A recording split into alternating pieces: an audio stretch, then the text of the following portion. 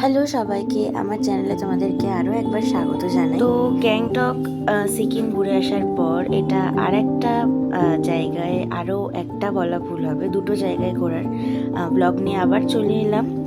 এটা আমরা গেছিলাম হচ্ছে অক্টোবর মাসে, আর এখন নভেম্বর অলরেডি পড়ে গেছে।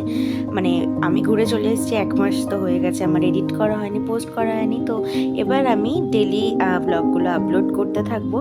কোথায় যাচ্ছি কি না করছি সবই তোমাদের সাথে অবশ্যই শেয়ার করব। অক্টোবরের 4 তারিখ আমি রওনা হয়ে পড়েছিলাম। কোথায় যাওয়ার উদ্দেশ্যে অবশ্যই বলছি একটু পরে। সবার আগে এটা বলতে চাই, আমরা যে টাইমে গেছিলাম, অ্যাকচুয়ালি গেছিলাম তো নর্থ বেঙ্গলি।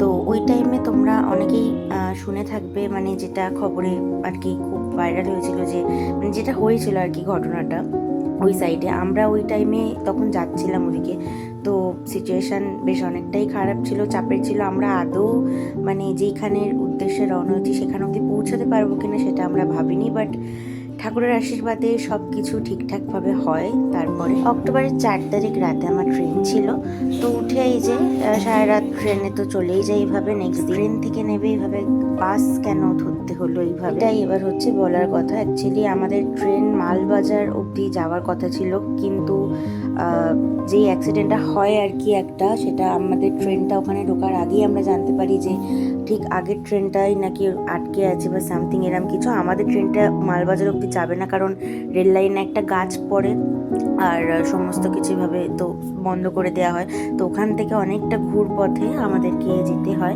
এবার বলে দিই আমি কোথায় যাচ্ছিলাম। আমি যাচ্ছিলাম হচ্ছে লাভা আর দার্জিলিং। তো এইটা প্রথম দিন লাভার উদ্দেশ্যেই যাচ্ছিলাম আর কি, ওখানে 2 দিন স্টে করে দেন আমাদের দার্জিলিং যাওয়ার কথা ছিল আর কি। তাও মাঝে এতই মানে প্রবলেম হয়েছে, ওখান থেকে খবর এসছে যে আদেও দার্জিলিং অবধি পৌঁছাতে পারবো কিনা সেটা জানতাম না। মানে সত্যি যদি অবস্থা আরও খারাপ হতো, আমাদের হয়তো লাভাতেই ওই বাদ বাকি দিনগুলো স্টে করে বাড়ি ফিরে আসতে হতো, যেটা খুবই একটা খারাপ, মানে মন খারাপের ব্যাপার তো অবশ্যই ছিল সেখানে। তো তারপরে অ্যারাউন্ড ওই যতটা মনে পড়ছে 3:30 নাগাদ আমরা লাভায় প্রপার পৌঁছে যাই। এই যে হোটেলে, ওটা একটু ঘুরে দেখাচ্ছিলাম, এদিকটা ওটা ছাদ ছিল। আচ্ছা, আমরা এখন যাচ্ছি লাঞ্চ করতে। এখান থেকে একটু মোনাস্ট্রি যাব। বাইরের ওয়েদার এখানে প্রচণ্ড ঠান্ডা, থেকে এখন আমরা উপরে উঠবো। ওইখানে আমাদের হোটেলটা ঠিক এরকম জায়গায়।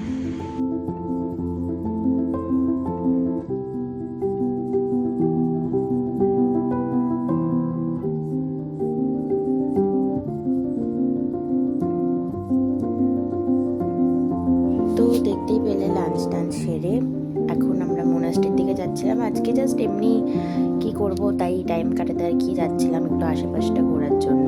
কালকেই মেন আর কি স্পটগুলো সব ঘুরবো, তো আজকে একটু একটু তোমাদের দেখিয়েও দিচ্ছি যখন বেরিয়েছি।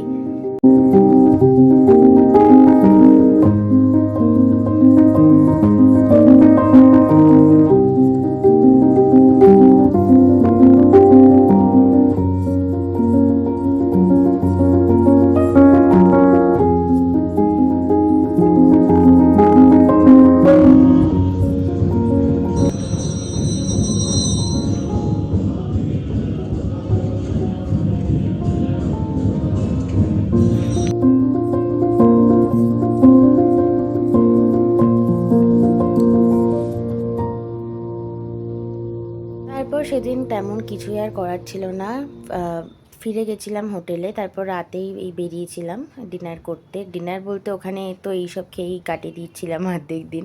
তো চলো নেক্সট ব্লগে দেখা হচ্ছে।